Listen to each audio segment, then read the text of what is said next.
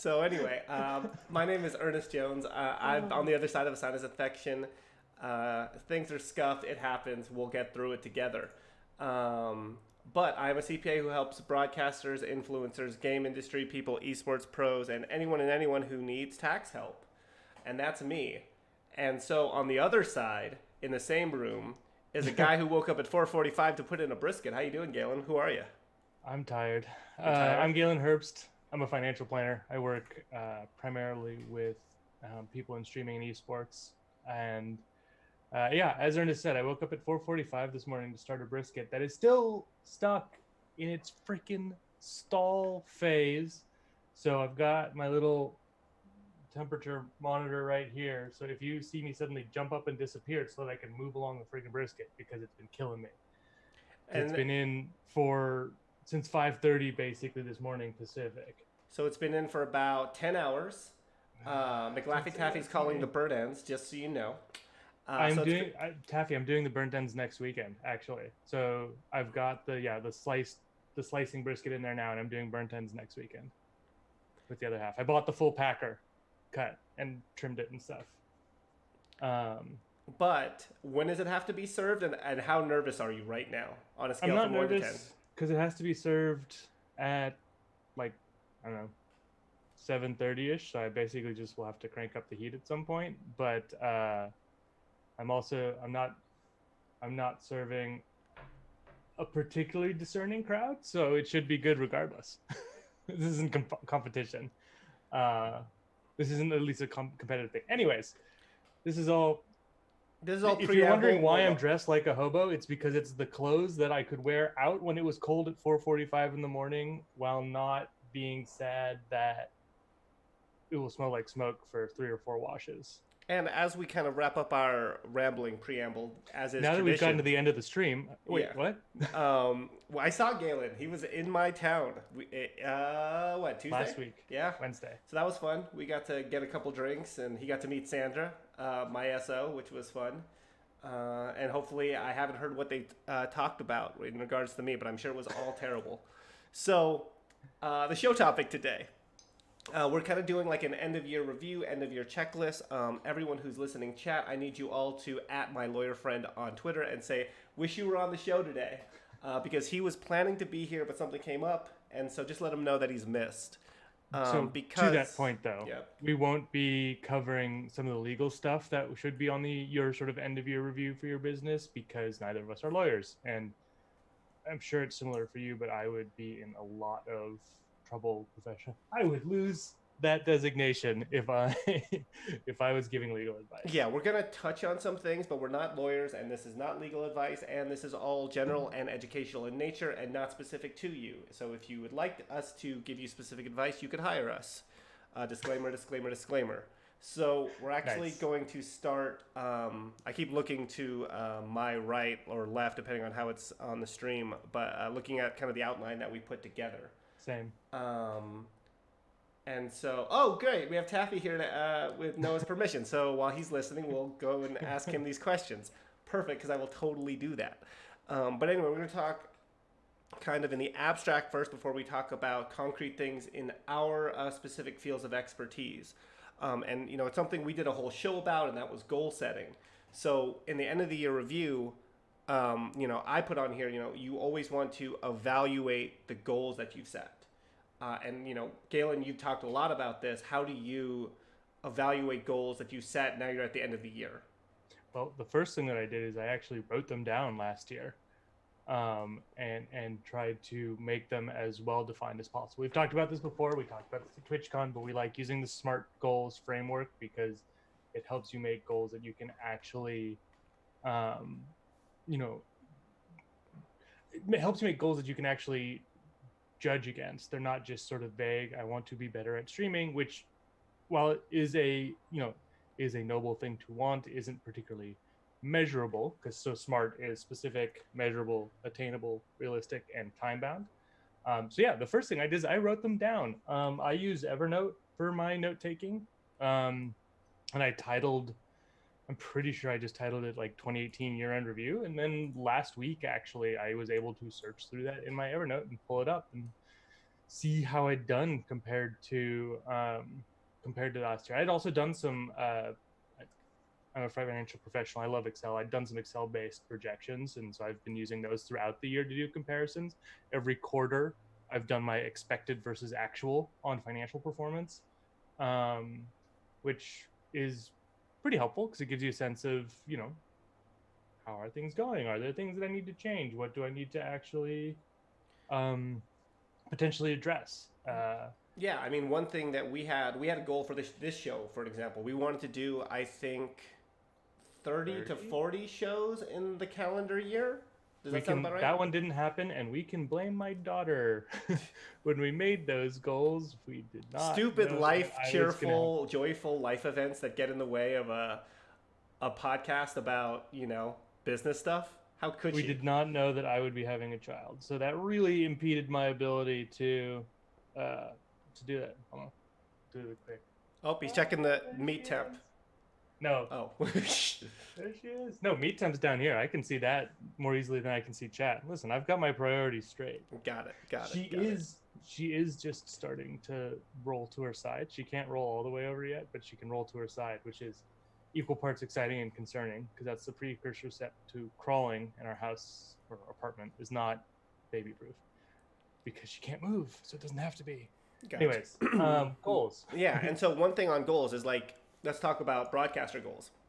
Mm-hmm. You could have a goal of hours streamed. You could have a goal of concurrence or high watermark or number of subs or, doing a 24-hour or having one or two activations. Maybe it was, getting the partnership or maybe you're, becoming an affiliate. Like maybe those Mm-hmm. are your benchmarks, right? Those are all of the kind of rapid fire goals I just mentioned are all of those things, especially if you time bound them by the end of the year, which is And typically what we tend to do as people. yeah, tends to be your. I would also say too, when you're looking at those goals, consider how much control you have over it. You have more control, for instance, over hours streamed than you do sub count, right? Sub count generally relies on other people, and there are things that you can do to influence it, but you don't have control over it. Whereas hours streamed, barring unexpected stuff like the child or other life events, that's when you have a lot more control over.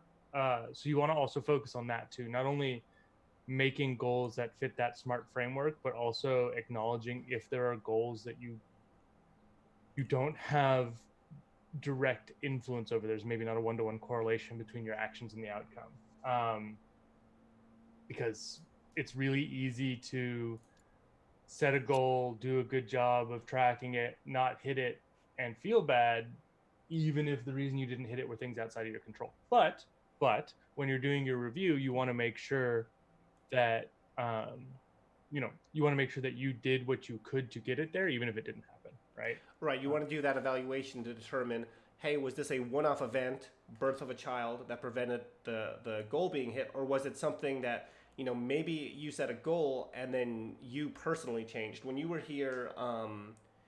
You said this thing to the person we were meeting with, and people tend to underestimate how much they're going to change in the future and overestimate how much past events have impacted them. Did I get that phrasing right? Yep, that's So, correct. so when you're determining like the forward projection, you may look at a goal you set and you may say, look, this isn't really kind of the path anymore. So on here we put, hey, do the goals we set still align with kind of what we want both midterm and longer term, right? Because you set these goals out.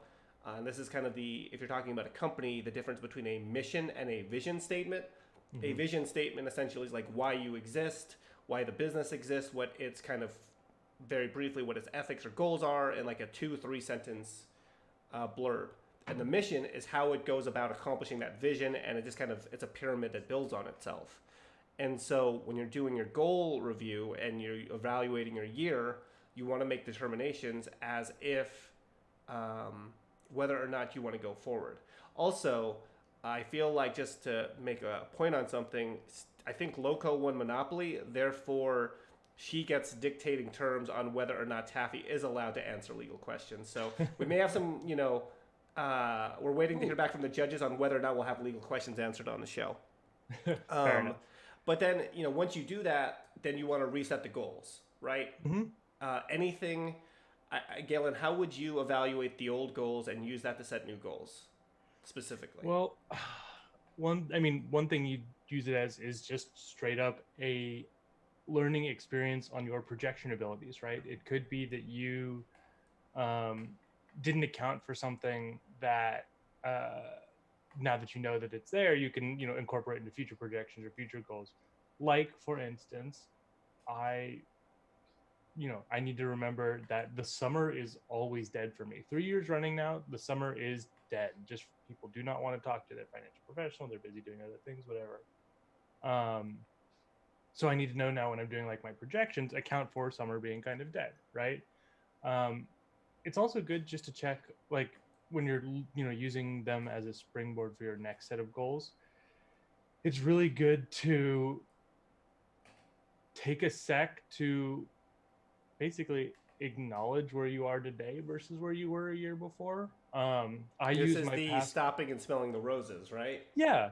I use my past goals as an opportunity to remind myself, like, because my business has grown over the past year, right? And I use it to remind myself, like, oh yeah, I was, in a very different place when I did that, and it's cool to see that advancement because, of course, I'm always looking forward. Nice to take a sec to look back. But the biggest one I'd look for when you're using your old goals to set new ones is see where there were places that your initial judgment was off. Not to say that that's, you know, not to criticize yourself, but just to use it as a chance to improve. I have a cat that's like sneezing in the background, by the way. Apologies if you can hear that. Nope, nothing that I picked up. Okay. So then anything else you want to hit on goals? I didn't want to get too mired in this subject ever since we did a whole show on it No, previously. I'd say just write them down, use the smart framework, check in on them periodically, and do a full formal, end of year thing with them. Gotcha. So the next topic was going to be the legal piece. I will probably be covering that and maybe a legal topic depending on what Noah's availability is next week. But Mm-hmm. the one thing I did want to mention is um, if We you can had just a hire Taffy to follow him around with a microphone and shout the questions at him. that would be incredible, like kind of like Billy on the street. Yeah, exactly. Yeah, perfect. All about it. Is just if you have a master list of your current contracts, just so you know what you actually are currently bound by. I think that would Yep. be a good thing for a lot of people to have. Um, and so that would be like your Twitch contract, your if you have a management company, if you have a agency, if you have professionals that also work for you, if you have Mm-hmm. an ongoing brand deal, just a list of those contracts and some Yeah, key information about them, their start dates, their end dates, some of the terms in there, just for your own reference. And because you've all read the Twitch TOS all the way through, right? yeah, well, there was a Taffy TOS posted in chat, so clearly everyone has. All right, so on that, I'll let you pick, Galen, financial planning or tax stuff? Tax stuff. That's the one that's the most time bound. Okay. And Hunter is lying in chat, so can we get a ban? No, Um, I actually believe Hunter. mm, oh, so he hasn't Oh, read the new damn. one, so okay, I believe Hunter. He did like that's the definitely the typing of a person who is like offended that I said that. So tax stuff. Um, I say at this point, um, have Disagree. you Wait, have you kept track of your revenues and expenses at this point? I have some clients that are very good about this. They're very studious and they do this monthly or quarterly, and they're pretty well up to date. Excuse me one second. Apologies. But then I would say, if you haven't done it, now's a great time to do that. Have you put together a tax projection? Have you made quarterly payments? Anything jumping out at you, Galen, as I'm slowly dying?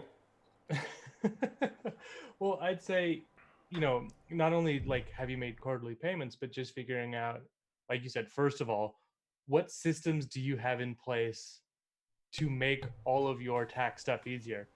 Because really, probably not even CPAs really like tax. Like, as in, oh, I love this so much. Yeah, I mean, I love grinding out 400 1040s and business returns in a 3 month span. It's the Yeah, best. exactly. So, well, and then so it's exactly what Hunter said. So the big thing I'd say is not only have you done a good job of tracking where you are, paying quarterlies and stuff like that, but try and analyze what systems are there that you could put in place going forward that would make that easier. I'm very, very, very pro on building systems in your businesses that make doing the right thing easier, because we are frankly lazy, right? And so if you make things take less effort or feel less painful, you're more likely to do the good things, right? Have you heard of the habit building? I I've forget heard the of exact habit term. building. It's What? the where you have or habit stacking, where you do something you enjoy doing, and then you put a good thing after it, and then once you get into the that habit of doing the good thing, then you stack another thing on top of it. Hmm. So it's kind of like you just kind of reinforce it with positive reinforcement. So say, Huh. like um, you like playing TFT or something, right? So you do an hour Hmm. of that, and then you go read for an hour, and then you slowly cut out the TFT, and then you do the reading, and then you add another thing on top of the reading after that, and you just Hmm. continually stack good habits on top of each other.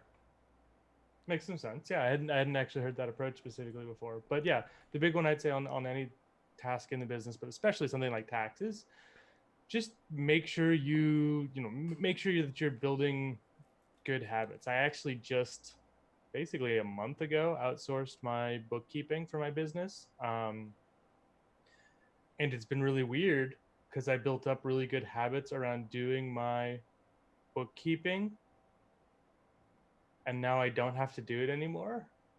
And so I'm just like, what do I do? Right, And and try to then figure it out. But anyways, so on the tax side, I'd just say the habits piece to spend. I mean, it won't take you very long. Spend an from hour a month, from what I've learned from working 15 with minutes a week. broadcasters is there's not typically the volume of transactions where No, they not at can't do all. it monthly. I would say every two. But see, the thing about I've told them repeatedly is that like if you don't have enough transactions, it's gonna take 15 minutes, and it's gonna feel like why did I make such a big deal out of this? Is maybe do it every 2 months, because then at least you have some volume, and it takes a block of your time to actually schedule, and it's meaningful. Or even go further back and follow the advice that we've given of set up separate banking and Oh, payment systems for the business so that when it comes time to do your bookkeeping, or even comes time to do your tax prep, all you have to do is pull like one or two credit card statements and one or two bank account statements, and you've got everything. Like, yeah. I mean, if someone came to you with, here's my business and checking info, my three 1099s, and my credit card like statements, would you be like, I can work with this? I could. I mean, I've gotten a return out with less. I'll say. Um, so what I would also bring up is also if you have any back tax issues or any kind of Mm-hmm. outstanding issues, this could be something you could capture in your interview. That all right, I'm going to get this addressed. This is going to be my approach to it. Either I'm going to call, I'm going to engage with a professional, I'm going to take steps to rectify this back issue. Um, How you much time do you think you've spent on the phone with the IRS this year? legitimately, like Yeah. no cap, probably about 400 hours. Yeah. I mean, now that includes Which like is, hold times, of I know, course. but that's a fifth of a normal work schedule, with normal work schedule being about 2,000 hours a year, Hmm. for like 9 to 5 kind of thing. I So, was working a couple of audits that kind of skew it, but I mean, I think anywhere from 200 to 300 it's pretty standard for anyone who does anything worth their so salt Ernest in is terms. already really good at it and is going to be doing it anyway. So you might as well just Yeah, outsource right. on the hold with the IRS. It's true. Um, I can do the better lines. Now, if you have any quarterlies, the one thing I would say, and what I'm doing right now in terms of my business, is I'm doing projections for people, seeing if maybe the sub was up or down, or they've had something change.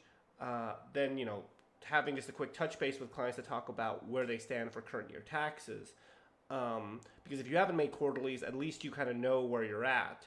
Um, some people have had better years, some people have worse years. So again, it's just planning for the future, right? Because technically, that payment's going to be due in about 5 months. No, 6 months. So just oh, knowing when taxes are due and what it would be, and what you can do to lessen it is very helpful. I've talked with Galen on mutual clients and kicked over a bunch of like, hey, here's the projection when you talk to them based on my talk with them. Let me know if they want to do anything different. Um, what else should you be doing in terms of tax stuff at end of year? Potentially doing some tax structuring if that's something that that was talked about previously and you wanted to do that. Now is still a good push time to get that done. What is the not to say that we'd encourage people to do this, but what is the latest point at which you could say you didn't have an LLC but were probably ripe for one and also could do like S corp action? So we have a mutual client who Never. is notorious for being a dragon. I'll get that question in a second, Salty. And we did it on 12/31. I would never advise that, and we jury rigged it, partially because LegalZoom is terrible and you should never use LegalZoom. Come at me. But I did not have a good experience with them because that's who was setting up their LLC, so that's why I say that. And some of that could have been client based, but yeah, I mean, you can wait until end of year. But I like doing this stuff through November and December because it gives time to align everything, make sure we're okay with the state because it's also a state issue and not just a federal issue. So yeah, I would say about this time of year is about as late as you could go. But you miss on that exhilaration, that thrill, right, of getting in just under the yeah, deadline. I love when these things happen and I'm like white knuckling on every single thing. So Salty asks, hey, what about reviewing your withholdings and contribution to see if they align with your forecast? So withholdings, that's if you have employment income. Less likely to be the case for streamers, although if you're not full-time yet, certainly you may have other employment that would be relevant. But absolutely, and then I believe that's contributions into a sheltered account. And so yeah, I would definitely be looking at that as part of your year-end tax projection to figure out where the year is going to finally shake out for you. I'm going to kind of say something that's relevant to both of us, just as professionals. You've probably gotten an email from your professional, whether you're working with us or another one, and so you should probably just respond to that one. Just like, hey, I'm good, or not a big change, just so you know you've seen it. That's all I really have on tax. I thought that would go deeper, but it's actually pretty straightforward. Hey, have your revenues and expenses project out for the last 2 months. Figure out if you're gonna, want to spend some money on some upgrades in equipment or other things that are potentially a tax benefit, if it would benefit your stream, and then just kind of stay the course from there. Get better systems in place, and resolve any back issues if you have them. I think is a good way to sum that up. Anything you want to add on that topic before we move to your kit and caboodle? Not really. I can talk about contributions as a part to Salty's question as a part of this, and I'm looking at my temperature thing, and probably right as we end this, I will be needing to go run off and deal with the brisket. So when it comes to the financial planning side of things, there are a couple major topics that you want to hit on at end of year. One is the business planning piece that we talked about when it comes to the goals, but you actually want to go a bit more in depth with that. You want to actually go through a business planning exercise, the first part of which is your goals, because that should define, mission, values, goals should define everything else that you're doing, because that helps you make good decisions if you actually know what it is that you're aiming for. But when you're doing your year-end review for your streaming business, you should be looking at things like, who is my target audience? What does my ideal viewer look like? Who are potential sponsors that I might pursue or, be interested in working with? What kinds of things would be relevant to them? What are the statistics that those kinds of sponsors would be wanting to see? How do I put that all together? What are big, game releases coming up that might be, really meaningful for me? If you're variety, it might be less, well, actually that's not true. If you're variety, mapping out the course of the games that you play, and if you're not variety, are there any big releases that you're going to expect for the upcoming year? A couple of our clients had banner years because of like Mario Maker 2, right? The Smash community got a really big uptick December of last year with Ultimate, right? So doing what you can. TFT. Yeah, well, right, exactly. TFT coming out of, I guess, Underlords and TFT, but doing what you can to get out ahead of those, request keys in advance for games and stuff like that. Anything you can do to make yourself more ready, and obviously you never know when something like GTA RP, which has been around for forever, suddenly blows up again like that. You can't necessarily predict, right?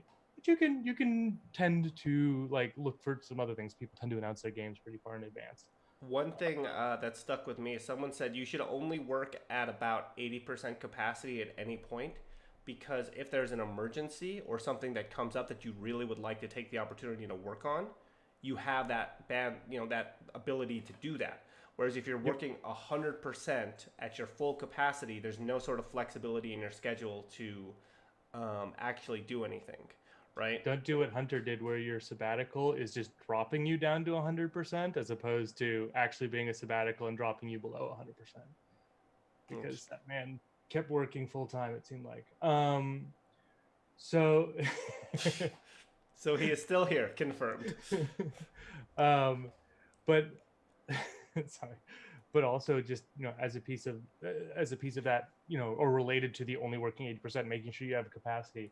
One thing that I work with on all of my clients is one of the first things is making sure you have sufficient cash reserves, cash sitting in the bank, business and personal, because that both helps save your ass in the case of an emergency, which is great, and which is why it's often called an emergency fund.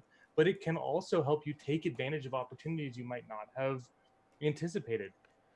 If What's there's your some, sorry to cut you off? oh, What's your recommended percentage of revenue or earnings to keep in an emergency account? I know it differs by person, but just general rule of yeah, thumb. so I usually base it off of expenses. So, and it's separate between business and personal. For the business, I like to keep about a month's worth of average spending in the checking and another couple grand, depending on your sort of whatever your expense profile is, in the savings.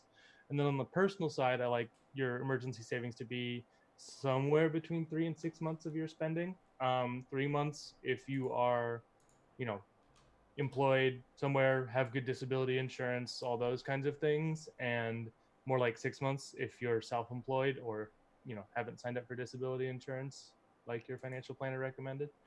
Um, so like, but it depends, and I usually base it off of expenses because you're often looking for something else during that time, right?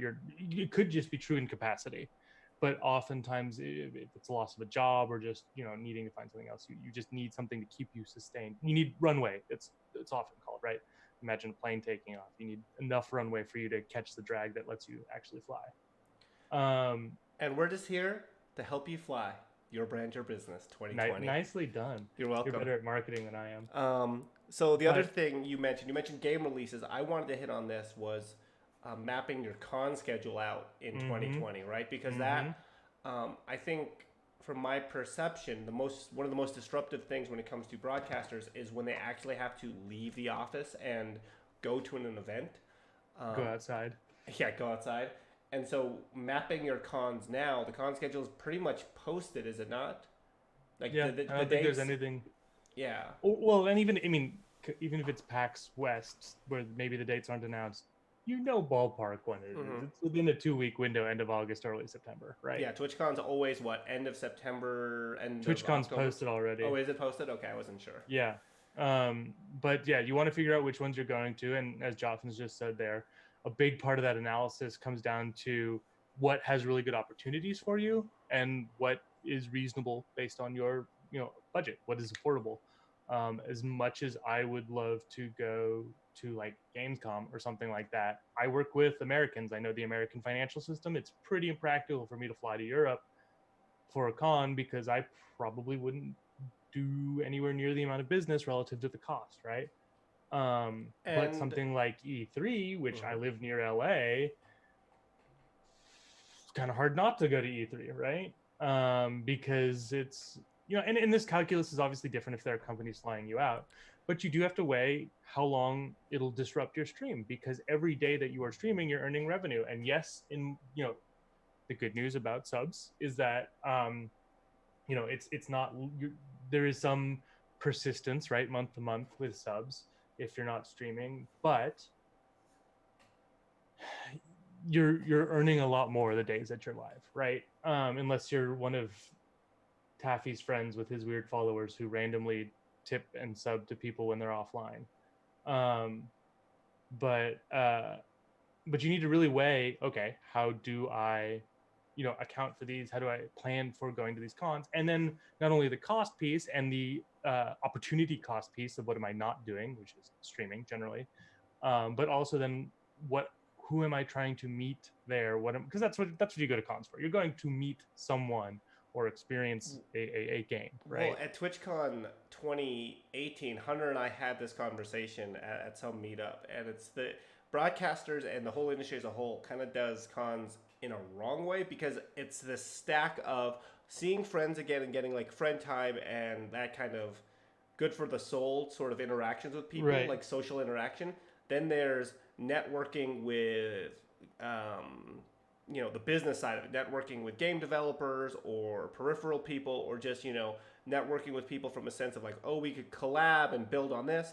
And then there's the level of like meeting fans and meeting moderators and meeting, that's kind of in A and B, right? Yep. And then you have like, oh, you're also some people like work the events, so then they stack that on top of it. Yeah. And so cons tend to be a 3-day kind of go, and that's why I think so many people end up getting sick afterwards, just because. I mean, it's also the constant handshaking and contact, stuff. Yeah, but you just kind of run yourself ragged doing all of these things, and be able to say no to some of these things, as well as being able to determine which is a good opportunity and which is an opportunity you cannot pass up. And one thing that we see a lot too is people, as they start to really experience success in their stream and they have a lot of opportunities come their way that they used to have to fight for, you see people do too much, where they're away from stream too long, wearing themselves out, because they're not used to getting so many opportunities, and getting opportunities is awesome, right? It's validating, it pays well, all those kinds of things. You need to make sure that you're striking the balance between what will this opportunity do to improve the business, and you really do want to do it because there are long-term benefits to a lot of things like that, but also not just be gone from stream for a month just because you were traveling and at cons and then sick and recovering and and be mentally prepared, right? So let's say TwitchCon or PAX or some event you're going to is September 15th, okay? And Galen, on August 15th, you have a 24-hour subathon. Right. When you get back from the con, what are you going to see when you load up your dashboard? On your sub count. Yeah, right. And so that's not bad. It's not ideal. It's not great. But there's a cause and effect there, right? So you're mentally prepared for what's going to happen, and it's not like end of world. And you're back from Twitter's the con. just all my sub count when people go to TwitchCon and stuff like that. Right. And it's partially which is not driven, crazy. It's not crazy, but partially it's driven by like your waxing and waning of your schedule, right? And so understanding that, I think, would go a long way in dealing with that issue, specifically like subpocalypses and things like that. Yeah. That's a big piece of it, is planning that. Another big piece is just planning what are your major expenses in addition to cons. Is there equipment that you're looking to upgrade, which is usually the biggest one, like new sound setup, right? Or PC or something, or lights. Or are there services that you're looking to outsource? Like, are you looking to hire an editor to help you translate your content to YouTube, that kind of a thing? Those can all be very, very good for the business, right? It could be that getting a new PC really lets you stream some stuff in a much higher quality, or games that you weren't able to play before, or something like that. Also, so I'm gonna Taffy 11/25/2019. You're not entitled to your emotional feelings, is what that comment is. But no, he makes a good point. Is that sub count is such a flaky number? You should look at monthly revenue, I believe he's saying, and that's the way you kind of dodge those emotional up and downs. And that's why I have that spreadsheet that I use to translate, all of the stats you get from Twitch into monthly revenue, so that it's a little more smooth, and to do comparisons over time and stuff like that. But you were talking about major expenses. You were talking about potentially doing a new audio just basically setup, you want to plan for whatever they are. You want to plan for them, and you never know. Some streamers have a talent for exploding their setup while seemingly doing nothing, and just like things can happen, right? Your PC can start blue screening and just be unfixable, and you need a new one. Is playing video games and encoding on a single PC, is that a high CPU load? Right, exactly. Or you just never know. Like there are so many things that could happen unexpectedly, but we're talking about, okay, what are the expected? What are upgrades that I might need to make? plan for those, save for those, that kind of thing. I'm going a little fast because my brisket just hit the temperature that I want. Okay, well, we'll get out of here in like 9 minutes if you can give me that, Galen. I can. But one thing I do want to talk about, in addition to the emergency fund and that Salty referenced, is also end of year. What kind of future savings and perhaps tax sheltering am I going to do? And I'm referring there primarily to retirement accounts, which is what I deal with a lot of the time with people. It's not exclusively that, but it's definitely something to consider, because contributing to a retirement account can help reduce your reduce your taxes, and obviously just help you save for the future, which is a good thing too. There's my temperatures gauge. Okay, so one other thing I wanted you to talk about, Galen, specifically was your bugaboo this time of year. It is open enrollment. Oh yes, let's get on that. I have an article somewhere that I'll try and find for. Well, you talk and I'll pull the retirement accounts. Unless you can find it faster. But I will say that, as Ernest mentioned, open enrollment for health insurance in the U.S. is November 1st through December 15th. And if you are self-employed and don't have another way to get health insurance, like via a spouse, it's really important that you get health insurance coverage. If you're in the U.S., why is it important? Because we have terrible system. Because healthcare costs in our really terrible system are one of the easiest ways to explode whatever plans you had. Really simple seeming things can lead to tens of thousands of dollars of medical bills. What health insurance helps do is set a top level, for how much that cost can be, because then your, insurance actually covers it. So a part of what plays into that emergency fund piece that we talked about earlier is, what is your out-of-pocket maximum on your health insurance? Because it can vary heavily plan to plan, and maybe you take a higher out-of-pocket maximum that lets you contribute to a health savings account because you're relatively healthy. Maybe frankly, this is an assumption. I don't, work with them, but maybe you're like Taffy, where you have 2 kids, and kids tend to be expensive on the healthcare side because they are dumb, and just have a lot of extra costs on the healthcare side. So you maybe get something with a higher monthly cost, lower out-of-pocket maximum. But make sure, if you're an American streamer, that you are using the net, you have 3 weeks left, that you go and get health insurance. If you're not making very much money, there are a lot of subsidies that you can get that can really drive down the cost. And if you're self-employed and don't have access to another means of getting health insurance, you can deduct the cost of your health insurance premiums on your personal return. So it doesn't make it personal tax return, rather. So it doesn't make it free by any stretch of the imagination, but it makes it a lot less expensive. It does. And so 2 things. I saw Taffy posted something where one of the kids is apparently just a poodle in terms of intelligence, in terms of like the dog population as a whole, right? Most dogs are dumb. Poodles are evil geniuses, like smart. Corgi. Yep. And then the other thing is, the reason that we hit on this a lot this time of year is because you have a 3-week, 4-week window where you can get in, and that's it. Like, there's no going back and getting insurance unless you have a qualifying life event, right? Which is a marriage. It's a 6-week window, 3 weeks of it left. Yep. Well, and it's 6 weeks. However, Thanksgiving is in the middle of it. Right. And a lot of this, like, family travel and family issues. So I always truncate our time frame during this time of year. That's probably reasonable. But so that would be the big checklist there. In terms of, we were talking checklist, make sure that you get health insurance because it's that time of year.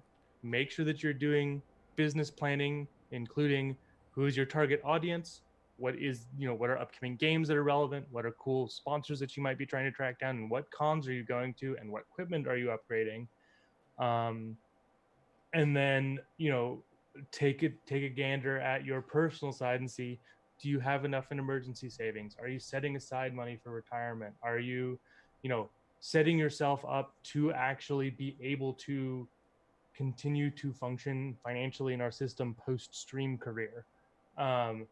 Because if you're not, that's something to consider. It's not to say that where you are now is where you'll be forever. That's actually kind of the point of the planning, right?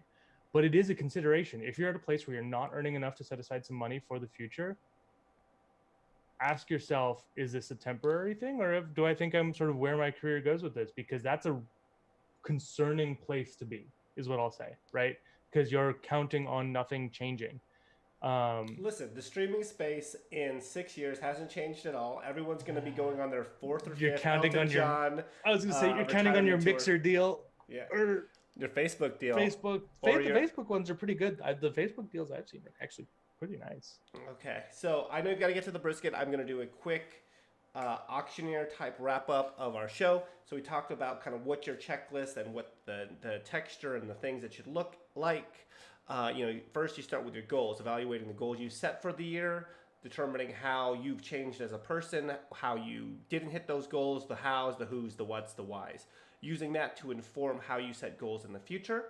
And Not to demonize yourself, right? If you didn't hit goals, don't demonize yourself over that, but analyze. Did you just interrupt my auctioneer wrap up? I was doing so well. How could you, Go. sir? Sorry. Tax stuff. So making sure that you've got all your revenues and expenses logged at this point for the year, projecting out for the rest of the year, seeing if you've done quarterlies, kind of doing a tax projection if anything has changed up or down, so you know how much you owe on April 15th.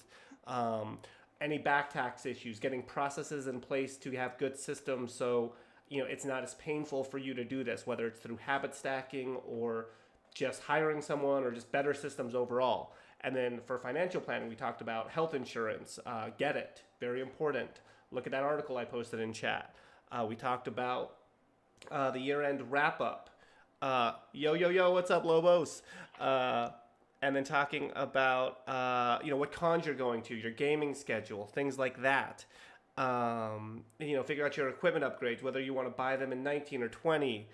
Figuring out sheltering, just emergency fund, all of that stuff. So here we go. There we go. The retirement accounts for streamers is the other one that I wanted. Yeah, that's got posted in back-to-back chats or shows. So we're wrapping up because Galen has a hot date with a pile of steam and meat.